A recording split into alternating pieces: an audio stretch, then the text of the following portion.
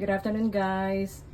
Ayan, magpiprepare tayo ng chicken curry, Indian chicken curry.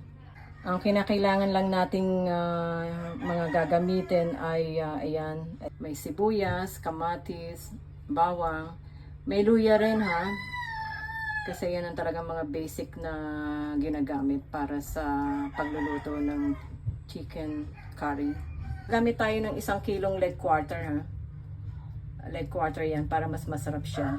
Sa curry kasi mas masarap kung leg quarter ang gagamitin nyo. Tapos tinanggalan ko rin siya ng balat kasi sa Indian chicken curry hindi talaga sila ang mga Indian hindi talaga sila kumakain ng may ng balat ng chicken.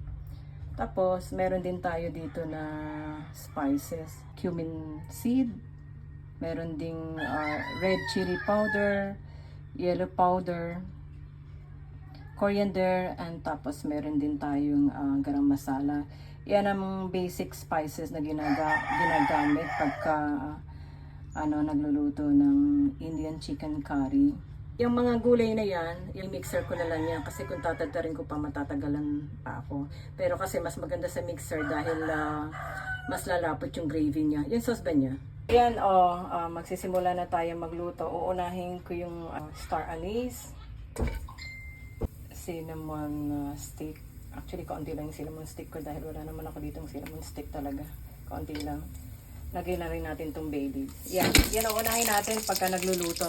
Ngayon, ilalagay na natin itong piniling na yung mga gulay na hindi pala sa gulay. Yung sibuyas, luya. Ayan. Halo-haloin lang yan.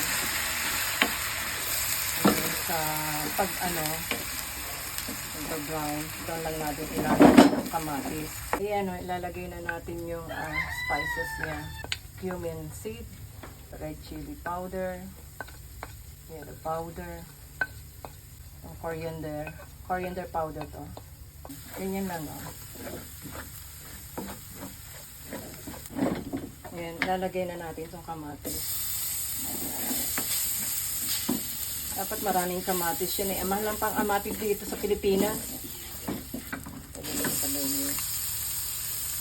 Sarap chicken. Sarap yan.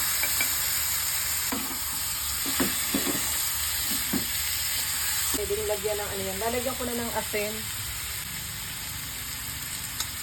Lagyan din natin ng paminta.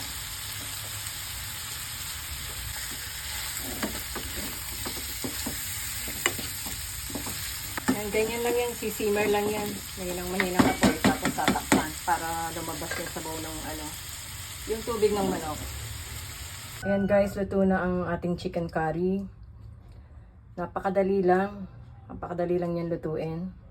Mukhang masarap naman. So, ayan, mamaya tamang-tama yan. Para sa dinner namin yan mamaya. Sige, sa susunod na pagluluto uli.